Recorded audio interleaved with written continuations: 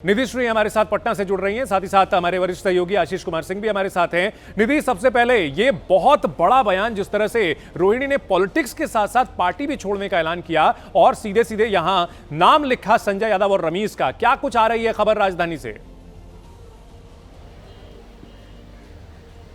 देखिए, सब कुछ स्पष्ट है। रोहिणी ने जो लिखा है उसमें कुछ भी सोचने की ज़रूरत नहीं है। अब तक जो नाम छुप छुपा कर संजय यादव का सामने आ रहा था, तेज प्रताप यादव ने खुले मन से कभी भी संजय यादव का नाम नहीं लिया। सार्वजनिक तौर पर उनसे कई बार पूछा गया, वो हमेशा ये बताते रहे कि जयचंद है, लेकिन अब जब रोहिणी ने खास तौर पर चुनाव में जो करारी हार मिली है महागठबंधन को और खास तौर पर आरजेडी को, उसके बाद 24 घंटे के भीतर रोहिणी आचार्य का यह पोस्ट बहुत कुछ बयान करता है।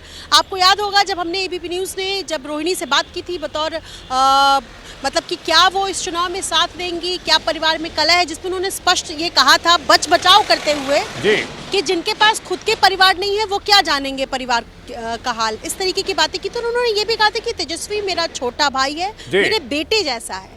और अगर ये एक तरीके से कहा जाए चंदन की, अगर चुनाव में सफलता मिलती तेजस्वी को तो संभव है कि इस तरीके का जो दर्द है ये मरहम का काम करता। लेकिन अब जब असफल साबित हुए हैं आरजेडी के नेतृत्व दूसरी बार, तो हार के बाद दरार और चौड़ी हो चुकी है। निधि, जो आप बता रही हैं, आशीष हमारे साथ जुड़े हुए हैं। आशीष, लालू परिवार में दूसरे बच्चे की बगावत, ये कहा जा सकता है बगावत या कि परिवार से बेदखली, क्या ये मायने हैं? और ये संजय यादव कौन है जिनकी इतनी चर्चा हो रही है? बिल्कुल आप ठीक कह रहे हैं, दूसरी कैजुअलिटी है लालू परिवार में। चुनाव के पहले हमने देखा था और चुनाव के बाद रोहिणी आचार्य। देखिए, संजय यादव की जहाँ तक भूमिका है, पहले तो अमूमन सभी लोगों को ये पता है कि वो बड़े खास सलाहकार हैं, पूरा एक्सट्रीम कंट्रोल है, ऐसा इन्फ्लुएंस है कि आप तेजस्वी यादव को चाहें तो संजय यादव के बगैर मिल ही नहीं सकते। आपको उन तक पहुंचना है तो संजय यादव के थ्रू ही गुजरना होगा। मैं आपको बता दूं कि ऐसा नहीं है कि चुनाव में जो हार हुई है उसका ठीकरा फोड़ने के लिए रोहिणी आचार्य ने यह ट्वीट कर दिया। जहां तक मेरी जानकारी है, करीबी सूत्रों से परिवार के लगातार ये कोशिश की जा रही थी हार होने के बाद से, कल से लेकर के अभी तक ये मैं आपको बड़ी जानकारी दे रहा हूं कि किसी तरह से ब्लेम रोहिणी आचार्य पर शिफ्ट किया जाए, ये ब्लेम उन पर डाला जाए कि क्योंकि बीच में बगावत करी थी या कुछ बात विवाद हुए थे, इस वजह से पार्टी कमजोर हुई या काडर को गलत मैसेज मिला और इस वजह से आरजेडी हारी। जब बार बार इस बात का ब्लेम शिफ्ट किया जा रहा था रोहिणी पर, और जहां तक मेरी जानकारी है भाई बहन में बड़ी तीखी कहा सुनी और बहस भी हुई, उसके बाद उनको सार्वजनिक तौर पर यह ट्वीट करना पड़ा जिसमें उन्होंने ऐलान किया है कि वो पार्टी भी छोड़ रही हैं, परिवार को भी छोड़ रही हैं। थोड़ा सा पीछे ले जाऊं अगर आपके पास वक्त हो तो, जब वो वापस कैंपेन के बीच से सिंगापुर वापस चली गई थी चंदन, आपको अच्छी तरह याद होगा उन्होंने ट्विटर पर अपने परिवार के हर एक सदस्य को अनफॉलो कर दिया था। शिकायत तब यही थी कि परिवार के बाकी सदस्य भी उनका साथ नहीं दे रहे थे। जब उन्होंने वो इशू रेस किया था कि बस पर रथ पे आगे वाली सीट में वो संजय यादव कैसे बैठ सकते हैं, जहां पर मेरे पिता लालू यादव जो कि संस्थापक थे इस पार्टी के, या मेरा भाई तेजस्वी यादव बैठते थे। तो ये जो है सबसे कोर इशू, संजय यादव, सुनील सिंह, रमीज, ये तीनों एडवाइजर्स हैं जो बाकायदा वॉर रूम चलाते हैं, कैंपेन देखते थे, और इन्हीं डिफरेंसेस की वजह से आज रोहिणी को ये ट्वीट करके अब ऐसे में आगे क्या होगा ये निधि हमें बताएंगे। निधि, आगे यहाँ क्या रास्ता दिख रहा है? क्या कुछ फायर फाइटिंग होगी? यहाँ जो रार है अब वो पूरी तरह से पब्लिक में आ चुकी है, लड़ाई पब्लिक में आ चुकी है, क्या मामला सुलझेगा या आग अभी और बढ़ेगी? देखिए, ये तो हम सब जान रहे हैं कि इस परिवार की सबसे मजबूत कड़ी है खुद लालू प्रसाद यादव, जो कि इस चुनाव में बहुत ज़्यादा एक तरीके से कहा जाए तो एक्टिव नहीं दिखे हैं। तेजस्वी ने बहुत हद तक चुनाव तक संभाले रखा परिवार के अंदर जो दरार है, जो विवाद है उसको। और सबसे पहले मई में हमने जिक्र भी किया कि मई में जब तेज प्रताप यादव ने इस तरीके की बातें लिखी, उसके बाद से चर्चाएं थी। और जो हमारे वरिष्ठ सहयोगी आशीष बता रहे हैं कि किस तरीके से वो जो तस्वीर थी जिसमें ड्राइविंग सीट का जिक्र किया था रोहिणी ने, उसके बाद से ये चर्चाएं खूब चल रही थी। लेकिन ऐसे में जब चुनाव का रिजल्ट को लेकर के जब मंथन होता है, और मंथन होने से पहले, या यूं कह लीजिए कि मंथन तो बाद में होगा, लेकिन उससे पहले परिवार में सिर्फ फुटबॉल जो है वो शुरू हो गया है। और अब तो जग जाहिर हो गया है, आगे क्या मनाने की कोशिश होती है, क्या कुछ होता है ये देखना होगा। लेकिन रोहिणी जिस तरीके से लिखी है, संभव है कि बहुत सोच समझकर, और जब उनको कुछ और नहीं दिखा हो तो उन्होंने एक्स के जरिए, सोशल मीडिया के जरिए अपनी बात जो परिवार के अंदर जो चल रही थी उसको जग जाहिर किया है। नहीं, लालू के यादव के परिवार की बात अगर इस तरह से ओपन आ रही है, आशीष, लालू प्रसाद यादव जिनकी छवि काफी एक मजबूत नेता की रही है, उनकी पार्टी में उनकी बात ही, उनका वचन ही शासन हुआ करता था, ये सभी जानते हैं। बतौर मुख्यमंत्री मुख्यमंत्री हो या फिर मुख्यमंत्री जब नहीं भी थे तब भी उनका वचनी शासन होता था, लेकिन उनके परिवार की जो ये कलह है ये खुल करके सामने आ चुकी। क्या ये माना जाए कि अब लालू यादव का नियंत्रण अपने परिवार पर और पार्टी पर नहीं रह गया है, ये संदेश जा रहा है? टू दी कॉन्ट्ररी, अब तो लगता है कि संजय यादव का जो वचन है वो चंदन शासन है जैसा दिख रहा है। अब आप ये जरूर कह सकते हैं, मेरा भी आकलन यही है कि लालू यादव का वो वर्चस्व या वो प्रभाव पार्टी के अफेयर्स पर अब ज़्यादा रहा नहीं है।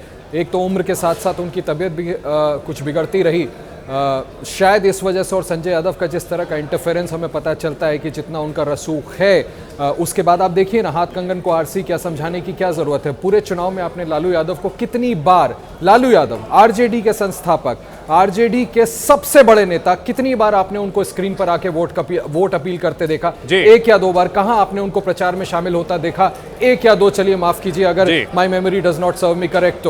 तो ये अपने आप में बताता है कि जो आप सवाल खड़ा कर रहे हैं मुश्किल यही है। इसके साथ साथ आशीष, आपने जो बात कही है बहुत मार्के की बात कही है, इसमें निधि पोस्टर्स में भी लालू यादव को जगह नहीं मिली थी। क्या ये भी संजय यादव का ही आइडिया था? क्योंकि पोस्टर्स में तेजस्वी यादव थे, बड़ी फोटो उनकी थी, उनकी मां राबड़ी देवी की फोटो एक आधा जगह दिख रही थी, लेकिन लालू यादव पोस्टर से गायब थे। क्या ये भी संजय यादव का ही दिमाग रहा था?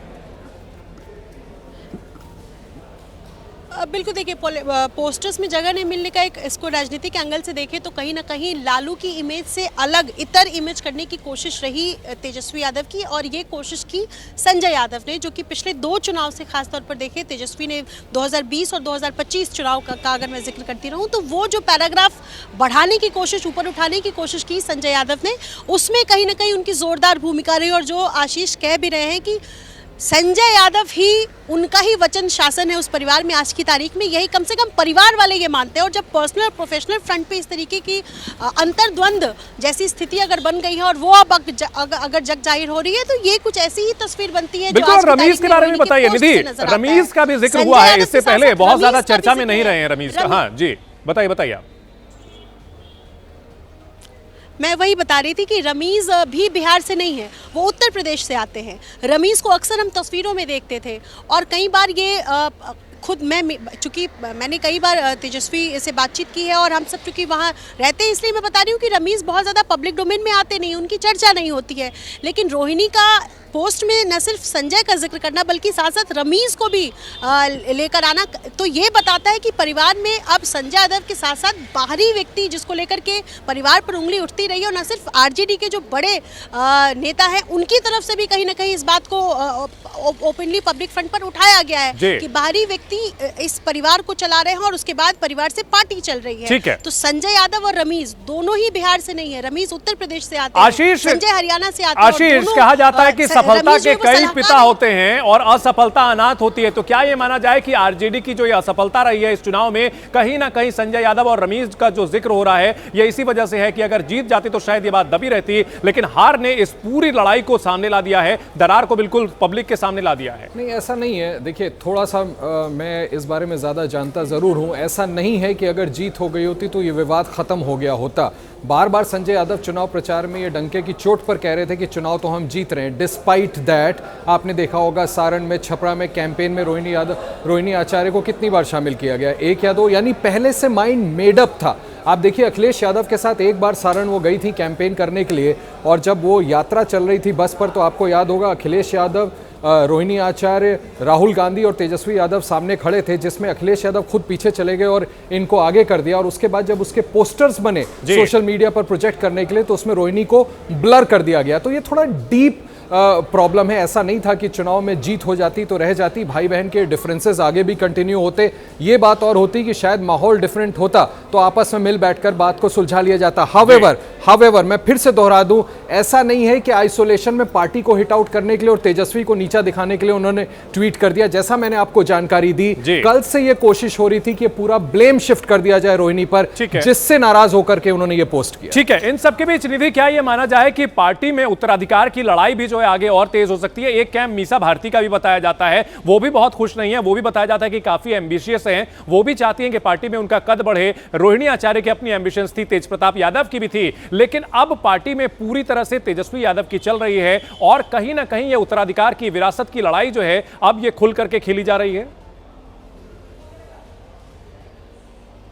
बिल्कुल, इसको नकारा नहीं जा सकता है कि परिवार में उत्तराधिकार की जो लड़ाई है वो चलती आ रही है और रोहिणी चौथी भाई बहनों में चौथी थी जो पिछले चुनाव में लोकसभा में उनकी एंट्री हुई है। इससे पहले हमने देखा कि तेजस्वी, तेजप्रताप और मीसा पहले से राजनीति में एक्टिव रहे हैं और ऐसे में रोहिणी आचार्य पिछले चुनाव में लोकसभा में जब खूब चर्चा हुई कि उन्होंने अपने पिता लालू यादव को किडनी दिया, उसके बाद उन्होंने सारण से चुनाव लड़ा, हालांकि चुनाव हार गई, लेकिन इस बार इस चुनाव में रोहिणी की इस वजह से भी चर्चा थी क्योंकि ये कहा जा रहा था कि कुछ ऐसी सीटें हैं जो रोहिणी अपने हिसाब से मांग रही हैं और इसी वजह से ये जो लड़ाई है वो बड़ी, ऐसा कहा जा रहा था। आशीष जी बेहतर बता सकते हैं इस चीज़ को लेकर के भी जो है विवाद ये शुरू हुआ था खासतौर पर इस विधानसभा चुनाव में और उसके बाद तमाम चीज़ें जो है वो पब्लिक डोमेन में आई, तो उत्तराधिकार की तो लड़ाई है ही